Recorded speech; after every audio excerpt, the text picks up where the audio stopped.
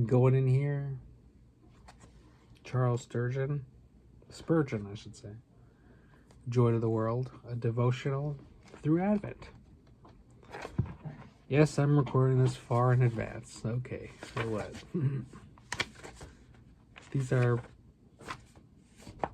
longer devotionals, but when were these written? In the 80s, man. 1800, let's say. 1870s. Sermon delivered November 26th, 1876. So this is Turtle Island Touch of Graviton. I'm Nicholas Jeremiah. Who knows what name I'll be using, man. I'm a gender fluid, LGBTQIA plus ally, Christian patriot.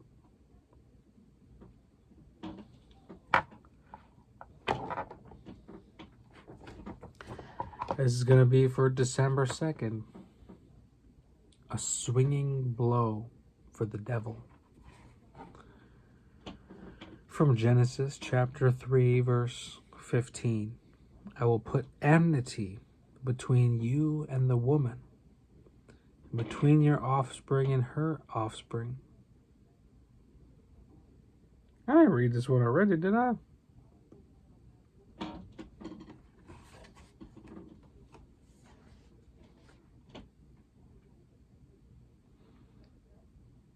Okay. It's the same quote, so that's cool. I will put enmity between you and the woman, and between your offspring and her offspring. He shall bruise your head, and you shall bruise his heel.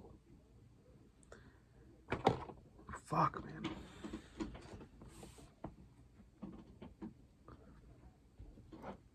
I can't figure this out.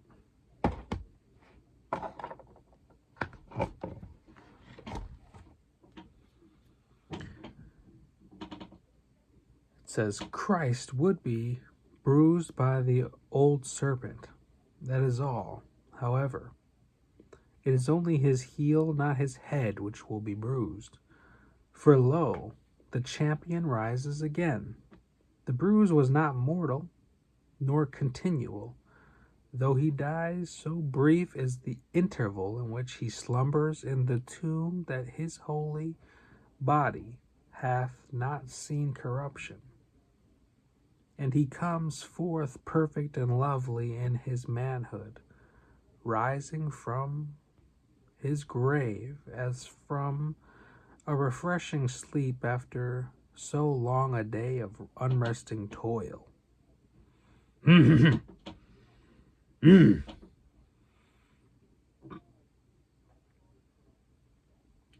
By his sufferings, Christ has overthrown Satan.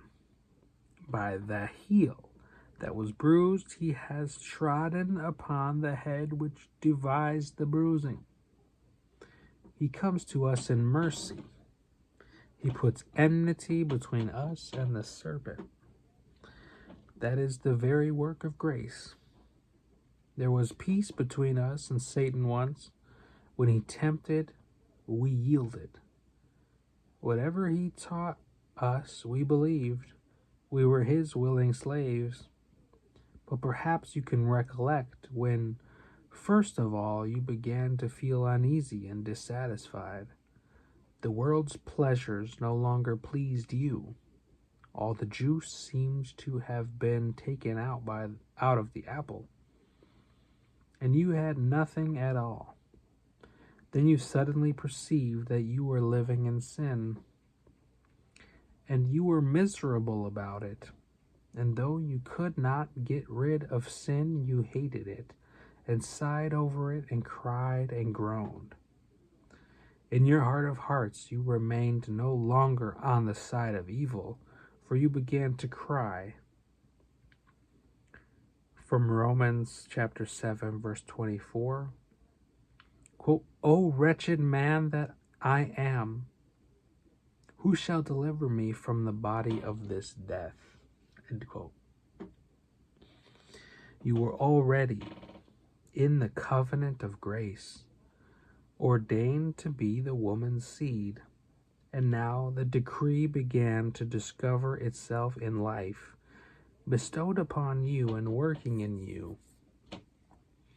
The Lord in infinite mercy dropped the divine life into your soul.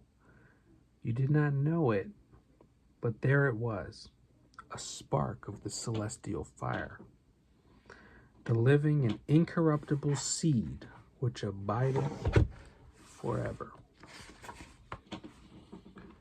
The great power of the serpent lies in unpardoned sin.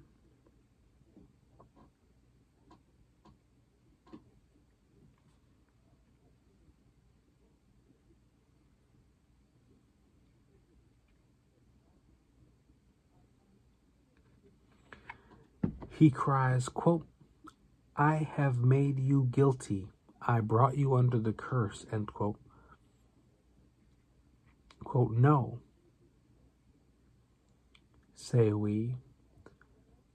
Quote, we are delivered from the curse and are now blessed, for it is written.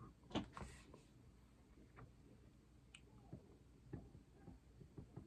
think it says,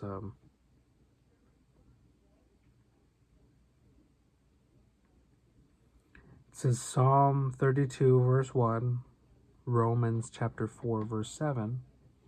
We are delivered from the curse. Oh, for it is written, blessed is the man whose transgression is forgiven, whose sin is covered. End quote. We are no longer guilty, for who shall lay anything to the charge of God's elect? That's Romans chapter 8:33. Since Christ has justified, who is he that condemns? This is a swinging blow for the old dragon's head, from which he will never recover. These are pretty intense. So, yeah. Think about that one. Try to interpret it. And